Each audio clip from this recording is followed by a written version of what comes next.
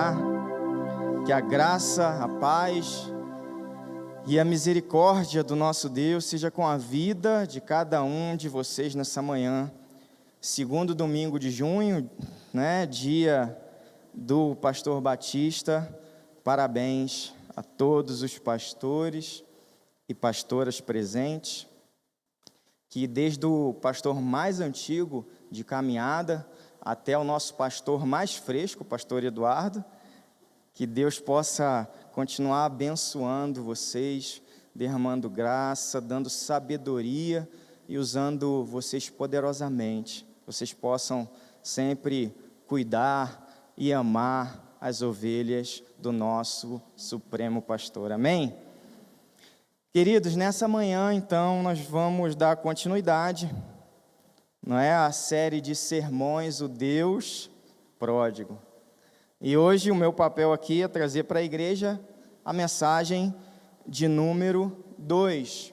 E o tema da mensagem de hoje é os 2 filhos perdidos. Para isso eu convido você a abrir o Evangelho de Lucas, no capítulo de número 15.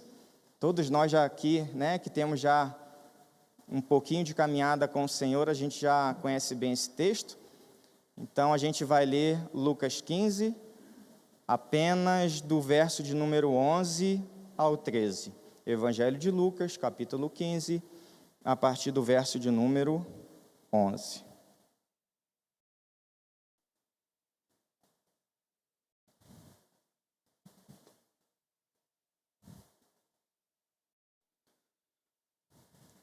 Diz assim o texto sagrado.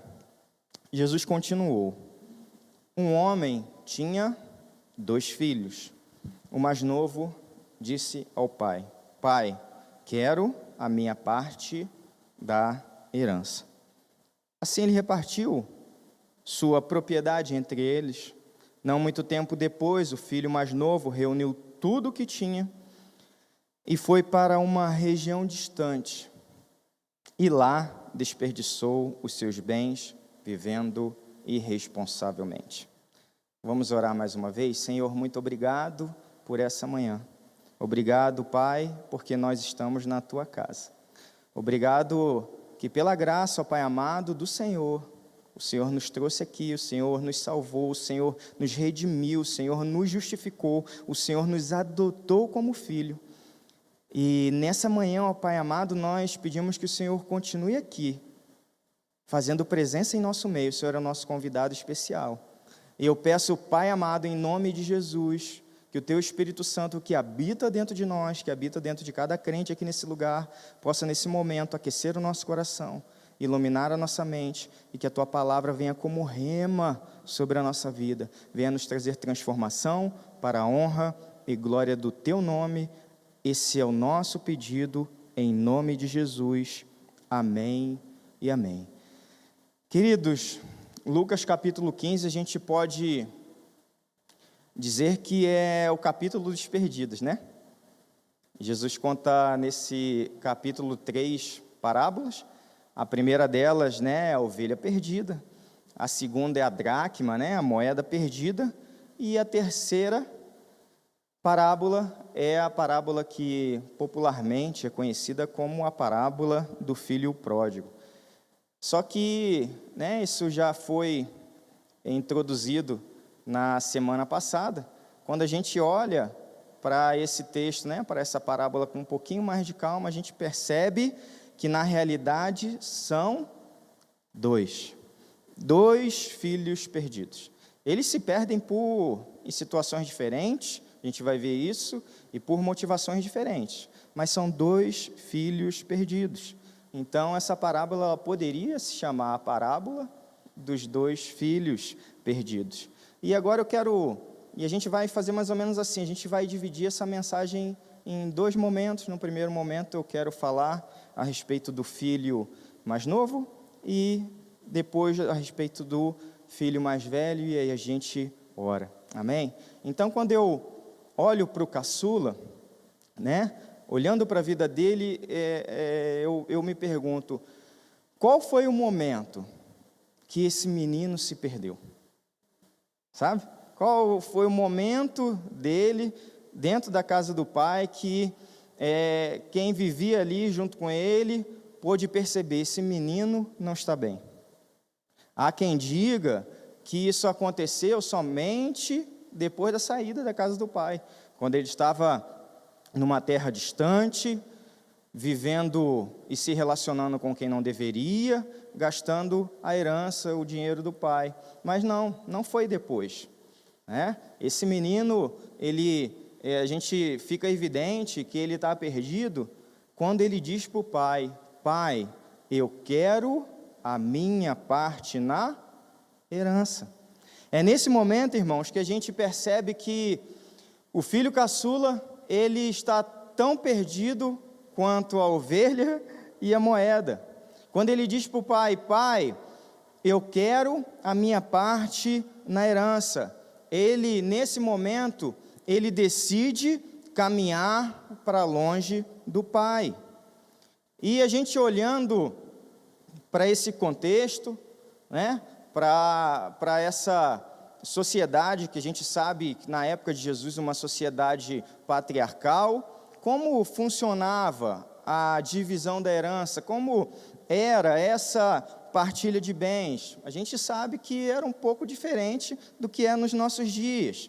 Essa sociedade no Oriente Médio dava mais privilégios ao primogênito, né, ao filho mais velho. Então, em termos de herança, funcionava da seguinte forma: o filho mais velho, ele recebia o dobro da herança dos demais irmãos. Então, pensando numa família de 3 filhos, a gente tinha que o irmão mais velho, ele ficava com 50% da herança, e os outros 2 ficavam com 25%, porque 50, né, é o dobro de 25. Nesse caso aqui da parábola, eram 2. Então, o filho mais velho, ele tinha direito a 2/3 da herança, e o caçula 1/3, né? 2/3 é o dobro de 1/3. É assim que funcionava. Até aí, queridos, dentro desse cenário, dessa sociedade, isso é totalmente aceitável, natural e legítimo. Agora, o que causa espanto é esse menino fazer isso, pedir a herança ao pai, enquanto o pai ainda estava vivo. A herança deveria ser repartida após a morte do patriarca. Então, o filho mais novo, na realidade, o que ele está fazendo, o que ele está pleiteando, é uma antecipação de herança. E com isso, irmãos, qual é a mensagem que ele passa para a família, para o irmão mais velho e principalmente para o pai? Ele está dizendo: pai, para mim é como se o Senhor estivesse morto. Para mim é como se o Senhor, pai, não existisse mais. E, queridos, esse é o grande problema da humanidade. Estamos perdidos quando queremos viver alheios à existência de Deus. A maior desgraça do ser humano é viver como se Deus estivesse morto. O filho queria viver longe do pai, ele queria liberdade, ele queria autonomia. A dinâmica dentro da casa do pai não era boa para ele, não servia. E hoje as pessoas querem ser livres.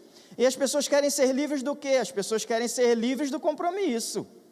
As pessoas querem ser livres de prestar conta. As pessoas querem ser livres de todo e qualquer tipo de responsabilidade. Por isso, o irmão caçula vai para longe do pai. Ele quer viver independente de Deus, como se o pai não existisse, como se o pai estivesse morto.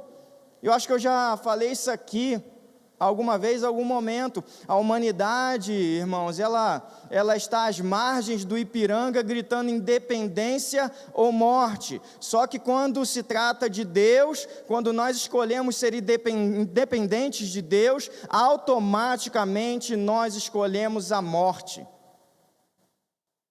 Nós não podemos viver independentes de Deus, longe de Deus e termos vida.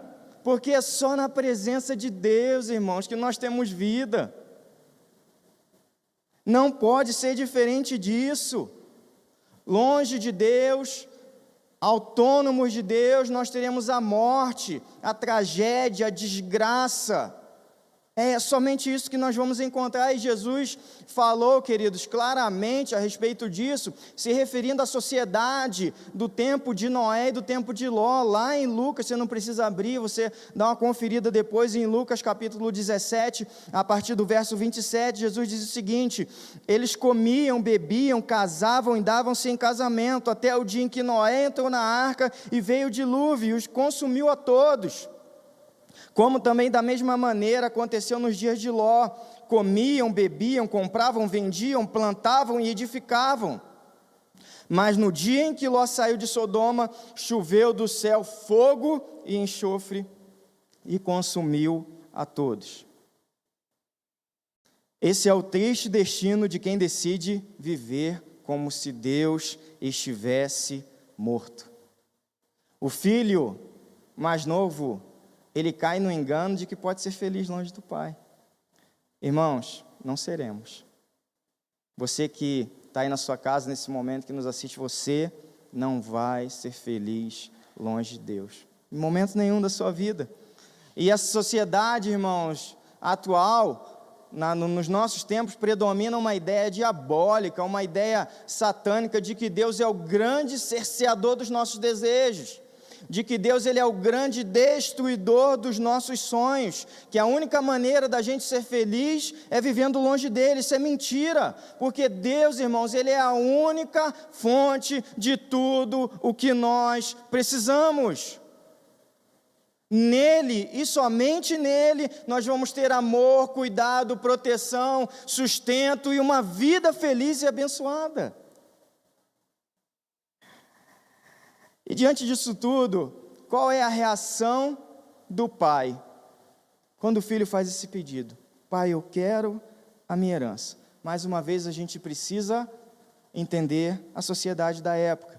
Nesse cenário, o menino, que a gente pode dizer que no mínimo ele é doido, pancado da cabeça, que fizesse isso com o pai ainda vivo, dissesse: pai, eu quero minha grana, eu quero partir, né? O que, com certeza, esse menino iria encontrar era o que? Ele seria deserdado, ele seria expulso de casa, muito provavelmente ele levaria uma coça dos demais irmãos e ia ter que ir embora somente com a roupa do corpo. Mas quando a gente olha esse pai da parábola, a gente percebe que ele, mesmo sendo desonrado, mesmo ele sendo ofendido, ele não age dessa maneira. Ele não faz nada com o filho, ele simplesmente dá a herança. Ele entrega para o filho aquilo que o filho está pedindo. No verso de número 12 que a gente leu, diz que ele repartiu a sua propriedade. Algumas versões vai dizer ele repartiu os haveres. E para a gente entender, irmãos, melhor o que significa a atitude desse pai, a gente precisa olhar para essa palavra, propriedade, essa palavra haveres. Eu pergunto, qual foi a palavra grega, né? Os irmãos sabem que o Novo Testamento foi escrito no grego, koiné. Olhando o discurso de Jesus, qual foi a palavra no grego que Jesus usa, né, e que para a gente foi traduzida como propriedade? A palavra que Jesus usa é essa aí, que está sendo projetada. Bios. Não é nenhuma palavra que aponta para recurso financeiro, para capital ou para dinheiro. É bios. E os irmãos sabem o que significa bios. Significa vida. Então, o que Jesus está querendo ensinar, irmãos, para todos os ouvintes da sua mensagem, é que quando esse pai, ele reparte a sua propriedade, ele também estava repartindo a sua bios. Ele também estava dando a sua vida. Ali era um contexto de uma sociedade agropastoril. O pai era um homem do campo. A terra era a sua única fonte de sustento. Então a gente pode dizer que a terra pertencia ao homem, mas também de uma certa forma o homem pertencia à terra. Havia um vínculo muito forte entre o homem e a sua propriedade, entre o homem e a sua terra. E a gente, irmãos, hoje a gente lendo assim, né, sem muita atenção, a gente não consegue ter a dimensão disso, porque hoje a nossa sociedade, a nossa economia é tudo muito dinâmico. A gente compra, vende, aluga, permuta, renda. A gente não tem esse, via de regra, a gente não tem esse vínculo com a terra, com alguma propriedade. Com o pai era diferente, ele tinha um vínculo afetivo. E ele reparte a sua terra, parte a sua vida, ele suporta a ofensa e a desonra. Ele está, nesse momento, abrindo mão de parte da sua história. E, queridos, Deus também é assim com a gente, não é verdade?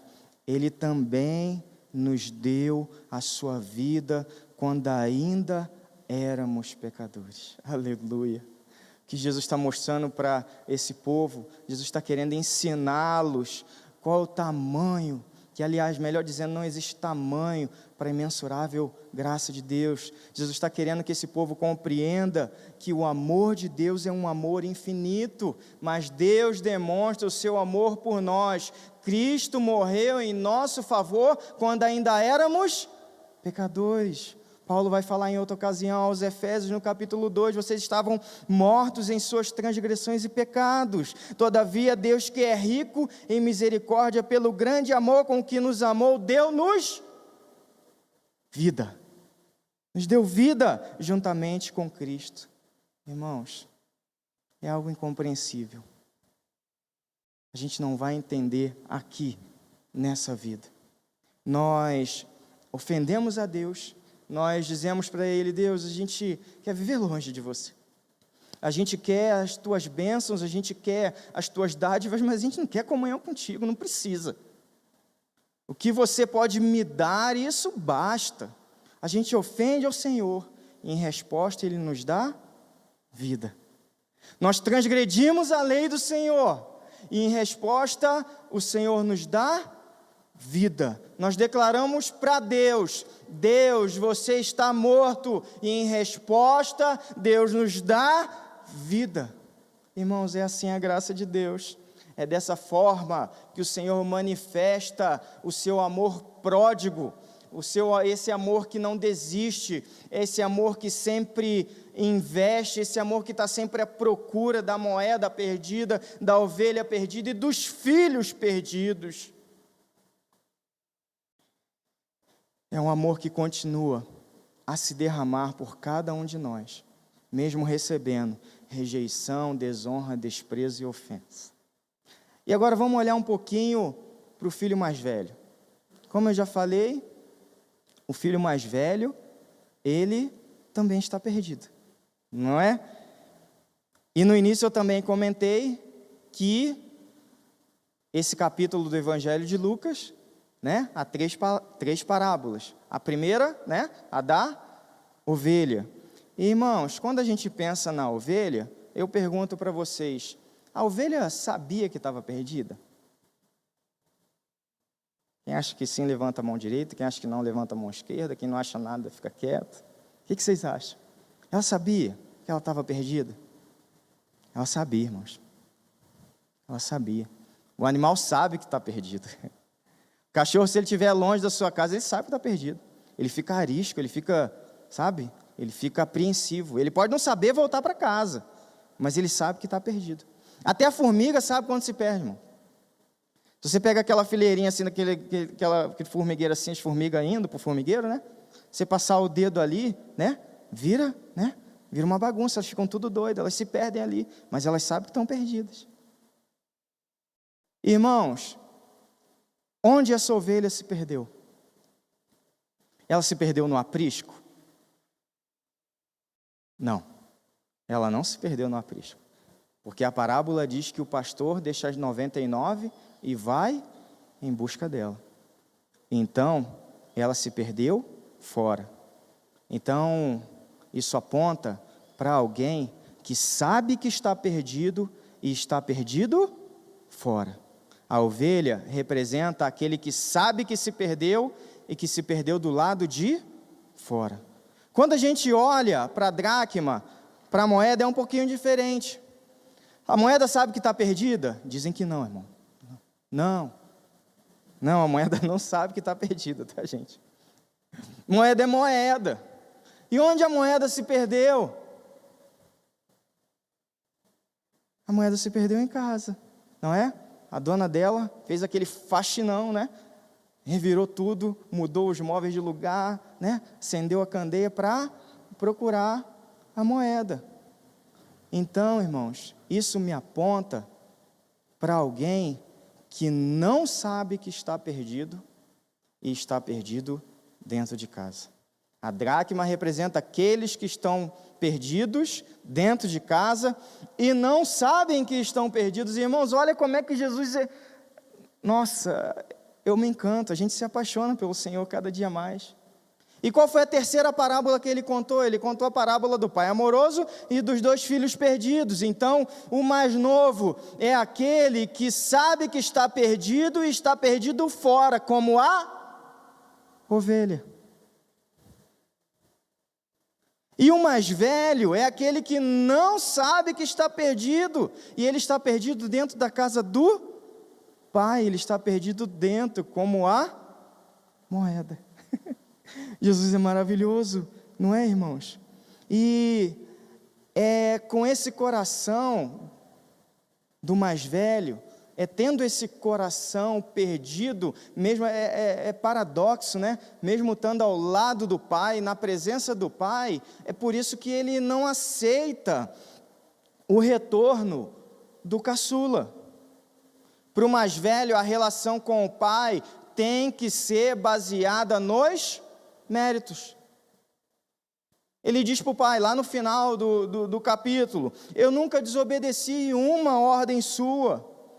Irmãos, tem gente que acha que pode conseguir o favor de Deus pelos seus próprios méritos, pela sua performance. Tem gente que acha que pode alcançar a dádiva, a bênção do Senhor, porque faz tudo certinho. Mas afinal de contas, eu pago as minhas contas, eu pago o imposto, eu cuido da minha casa, da minha esposa, dos meus filhos, eu ponho comida dentro de casa. E o mais velho tem esse coração, ele fica louco, alucinado, quando vê o mais novo voltando, e sendo aceito o mais novo que pisou na jaca, aliás, ele atolou o pé na jaca, não é verdade? E o pai o aceita, e o pai o recebe de volta, e coloca ele novamente no status de filho, dá veste nova, coloca a sandália nos pés e dá anel, que representa a autoridade do herdeiro. O mais velho não aceita isso. Na cabeça do mais velho isso é inconcebível, na cabeça dele só merece a bênção quem obedece, aquele que pisa um pouquinho que seja fora da faixa, não merece nada da parte de Deus.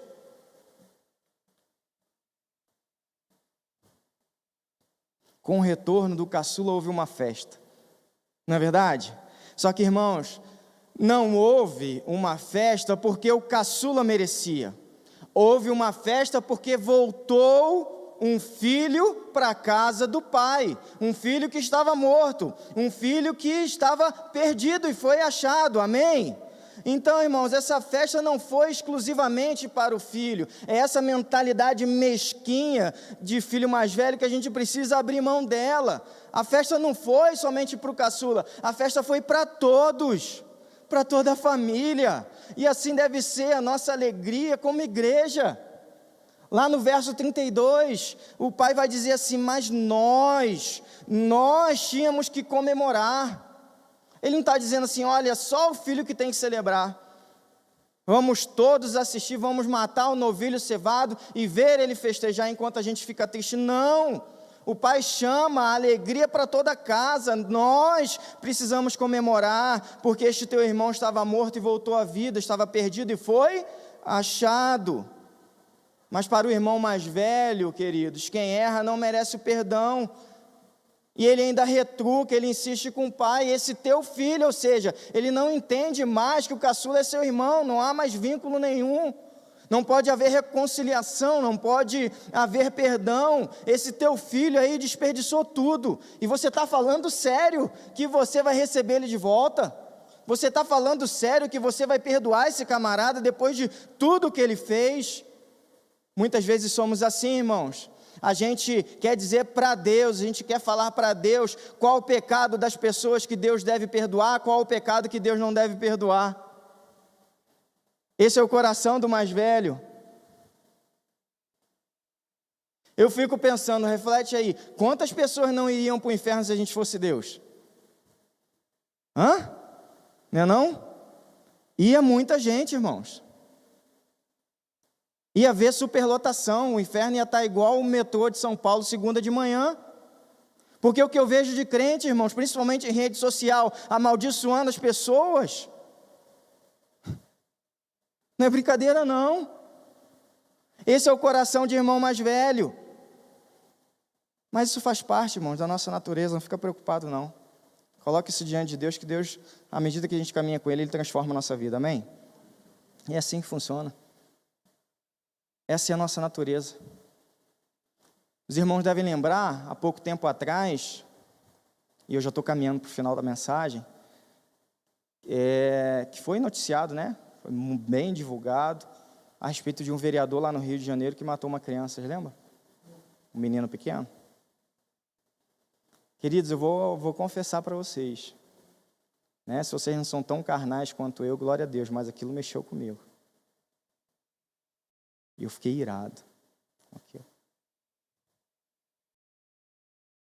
E o que eu falei para Deus, eu falei assim, Deus, se eu fosse o Senhor, eu mandava esse camarada para o inferno. Assim, nossa, o pastor está pregando agora a mensagem, está dizendo que está mandando Deus para o inferno. Irmãos, essa é a nossa natureza. É o nosso coração de irmão mais velho.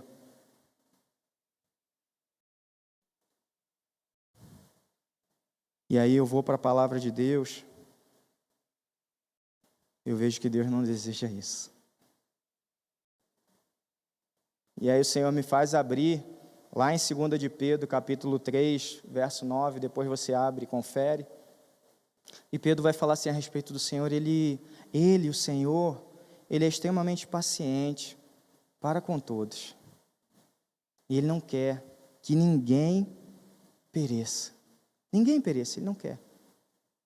Filho, inclusive, aquele homem que matou aquele menino. Eu não quero que ele pereça, mas eu quero que ele chegue ao arrependimento. Deus quer que todos se arrependam, irmãos.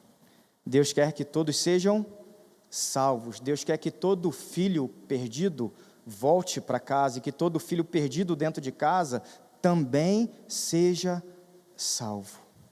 A gente precisa pedir ao Senhor para que o Senhor tire de nós esse coração de filho mais velho. A gente precisa deixar, irmãos, Deus fazer pelo outro, por mais que a gente não goste desse outro, deixar Deus fazer aquilo que um dia, por esse outro, aquilo que um dia Deus fez por nós. O irmão mais velho, vocês sabem bem, ele representa o quê? Os fariseus, que eram aqueles que Jesus bem falou, aqueles que não entram no reino e não permitem que os demais entrem. O irmão mais velho, ele está na presença do pai, irmãos, aparentemente ele é um filho exemplar, ele é um filho impecável, mas ele está tão perdido quanto os de fora. A diferença, sabe qual é? A diferença é que o caçula, ele é mais honesto e sincero com seus sentimentos, com aquilo que ele pensa, aquilo que ele acha. O caçula, ele externaliza, o mais velho, ele retém aquilo no seu coração. Ele demonstra uma aparência de piedade, mas no seu interior ele está um coração repleto de inveja, de legalismo, de egoísmo. É assim que está o coração do mais velho. Irmãos, quando eu olho e analiso as Escrituras, eu percebo que a sinceridade de um pecador, ela ofende menos a Deus do que a hipocrisia de um santo. Sabe? Enfim, termino dizendo que o Senhor possa cuidar do nosso coração, tirar do nosso coração esse desejo de viver longe do Pai, como o mais novo fez, mas que a gente não tenha também esse coração legalista, esse coração que quer cercear as pessoas da graça de Deus. Irmãos, nosso papel não é escolher se esse vai ser salvo e aquele não vai. Nós não somos porteiros do céu, nós somos canal da graça de Deus. Amém? Fique em pé no seu lugar e vamos orar.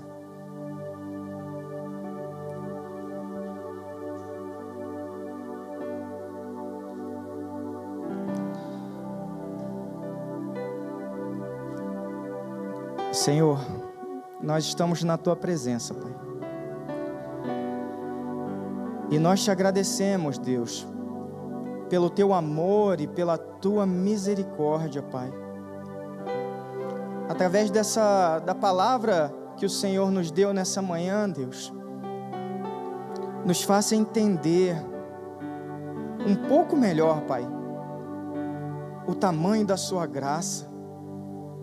Nos faça entender, ó Pai amado, um pouquinho melhor a Sua infinita misericórdia, Pai.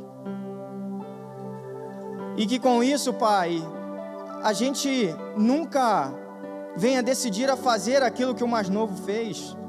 Que a gente nunca venha caminhar longe do Senhor, ó Pai amado, porque o Senhor é a nossa fonte, o Senhor é tudo que nós precisamos, o Senhor é o nosso escudo, o Senhor é a nossa fortaleza, no Senhor temos a provisão, temos o amor, temos o cuidado, Pai, somente no Senhor. Nos ajuda, Pai. Nos ajuda a não pedir a herança, ó Pai amado, porque o Senhor vai nos dar, Pai. Porque o Senhor nos criou, ó Pai amado, em liberdade e para a liberdade, ó Pai amado. E a liberdade, ela é uma bênção, mas ela também pode ser maldição, Pai. Ela é uma faca de dois gumes, ó Pai amado. Se a gente não tiver maturidade, a gente pode se dar muito mal, Senhor, como aconteceu com o mais novo. Ele, no exercício, ó Pai amado, da liberdade que o Senhor nos dá, ele caminhou para longe, Pai. Ele terminou com os porcos. Mas nós somos teus filhos, Pai. E o teu desejo é nos ter sentado à mesa. O teu desejo, ó Pai amado, é a comunhão íntima, é estar ao teu redor. O teu desejo, ó Pai amado, é nos ter nos teus braços. Aleluia, Pai. Mas também nessa manhã, Deus, nós te pedimos que o nosso coração, ó Pai amado, não seja endurecido. Tira de nós, ó Pai amado, um coração mesquinho, um coração que não se alegra, Pai, quando um perdido te encontra. Um coração, ó Pai amado, cheio de justiça própria. Um coração que acha que a gente consegue as coisas com o Senhor pelos méritos. Mentira, Deus. Nada pelos méritos a gente pode ter, ó Pai amado do Senhor, porque a única coisa, ó Pai amado, que nós podemos merecer, ó Deus, da Tua parte é a morte, é a destruição. Nós temos o Teu favor porque temos a Tua graça. Oh Deus, faz de nós, Senhor, graciosos, amorosos, perdoadores, Pai. E que a gente possa, ó Pai amado, receber os que estão lá fora, Pai. Que a gente possa receber os filhos perdidos, Senhor, que estão vindo, ó Pai amado, com o cheiro dos porcos. E quando aqui eles entrarem, Senhor, que a gente possa se alegrar com o Senhor. E que a gente possa ser aquele, ó Pai amado, que vai lá no armário correndo. Diante da ordem do Pai, a gente vai lá no armário pegar uma roupa nova. A gente vai lá no armário e a gente vai correr para pegar uma sandália nova para o nosso irmão. E a gente vai se alegrar quando a gente vê o Senhor colocando, ó Pai amado, no dedo do nosso irmão que regressa, o Senhor colocando, ó Pai amado, um anel de autoridade. Muito obrigado, Pai. Muito obrigado. Hoje nós vivemos em pandemia, Pai. Nós sabemos, ó Deus, que hoje estamos aqui num número um pouco mais reduzido. mas em breve, Pai, em nome de Jesus, é isso que o Senhor ministra ao nosso coração nessa manhã. Filhos perdidos estarão enchendo, ó Pai amado, essas cadeiras, estarão voltando para os braços do Pai, e eu tenho certeza que o Senhor vai nos dar graça para acolher aqueles que se perderam, para cuidar daqueles que se perderam e ministrar o Teu amor, a Tua misericórdia e a Tua graça, ó Deus, em nome de Jesus. Muito obrigado, Senhor. Muito obrigado, Pai. Muito obrigado, porque o Senhor é um Deus amoroso, que acolhe o filho que se perdeu longe e também quer salvar o filho que se perdeu dentro da própria casa. E é no nome de Jesus, Pai, no nome que é sobre todo nome, que nós oramos e que nós te agradecemos. E a igreja do Senhor diz amém e amém. Glória a Deus.